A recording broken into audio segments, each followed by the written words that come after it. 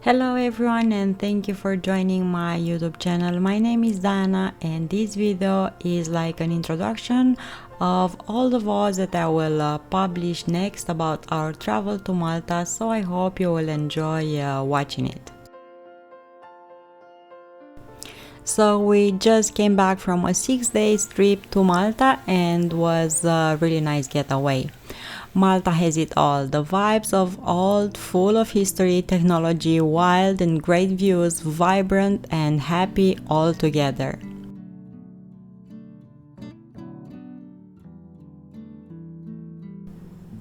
Well, first of all, its capital Valletta. It's an awesome attraction because of its unique, impressive architecture. You have things to see, and it's like you have been transported into medieval times with a plane ride. With its streets like intricate labyrinths, trees that takes you up and down, lost in a second in a sea of people that are there exactly like you to discover what others saw before, or to capture and admire what no one knew. Or find yourself alone in front of the water or on a side alley, taking your time, diving into the city culture and history, surrounded by blue sky, sea, and beautiful houses. Everything is in one place, Valletta. In all of these mazes, when in fact everything is well organized, you can find tiny stores that sell souvenirs, so you can bring home memories. You can find traditional foods, lots of restaurants that have in their menu meals with rabbit, stew, and even pizza with rabbit. Seafood to try fresh from the sea into the icy display in front of the restaurant. International meals that everyone knows, like pasta or steaks, the local bread with butter, olive paste and garlic, but above all, one thing that you cannot miss out is pastizi. Savory pies with different fillings, pies that are sold everywhere and is like breakfast and lunch in just one meal. In fact, one of these meat pies that look like calzone but filled with a filling like a curry was the first meal we tried when we arrived in a main place of Valletta after a 2-hour flight from Romania and a bus ride from the airport. I wouldn't recommend you to rent a car in Malta. Why? Because their buses are all you need to travel around Malta. All the towns are connected through buses with Valletta. The buses are spacious, clean, with AC, and they have free Wi-Fi in. You can buy a pass for a whole week, pay with cash, their currency is euro, or with a bank card. What you can see in Malta. As I said, unique architecture, all seems to be made out of limestone, big and perfectly assembled blocks of stones in a creamy yellow color with colorful doors and balconies.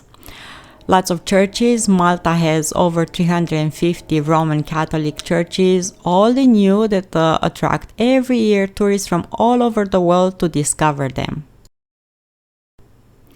One of them, Rotonda of Mosta, we found it in the town also called Mosta, was built between 1833 and 1860s and has the third largest unsupported dome in the world and is Malta's largest and most famous church.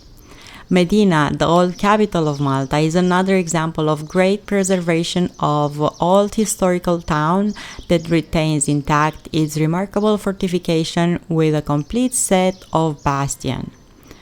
At least once probably happened to come across to a picture of beaches from Malta. I mean, Malta is an island located in the Mediterranean Sea. Of course you will find beaches here. The water has the most amazing color you ever seen, so clear and beautiful, the most amazing blue with smooth sand and kids friendly because the water close to shore is not deep at all. You can go a lot into the sea, still stepping and feeling the sand beneath your feet. For a more unique and popular between young people that look not just for sand but also for music, cocktails, good time and crowd, you can go to Comino Island, and here it is the famous Blue Lagoon. But Comino Island has lots of trails that you can walk if you want to discover more of this island and see the beauty of the water that surrounds it. I took the ferry for the first time in my life here in Malta. Want to see Selima, a town a bit modern but nonetheless pretty. Another ferry to Gozo Island, a big island with lots of small charming towns in which you can spend the whole day with no problem, traveling by tourist buses with open upper decks or just city buses that I mentioned before. Great, cheap, fast, that you can take every 20 minutes. Again, Gozo Island comes with restaurants, historical places, souvenir shops, small markets with benches so you can rest and admire what's around and prep yourself for another walk. The main town in Gozo, it's a picturesque town called Victoria, and in its heart lies the citadel, formerly known as Il Castello, which has been the center of activity of the island since possibly Neolithic times, but also known to be the first fortified during the Bronze Age. It was later developed by Phoenicians and continued into becoming complex in Roman times. The best thing that makes Malta so attractive at any time of the year is their climate. Mediterranean climate with very mild winters and warm to hot summers. Is it Malta affordable or not? Well, can be both affordable and expensive. You can have luxury hotels, expensive brand stores and cars, but also affordable things and places at the same time, and that will not cut back the experience that you can have in this country in any way. Malta is good for a destination on a budget, but also good for someone more extravagant if that's what you're looking for. Is Malta accessible from language point of view?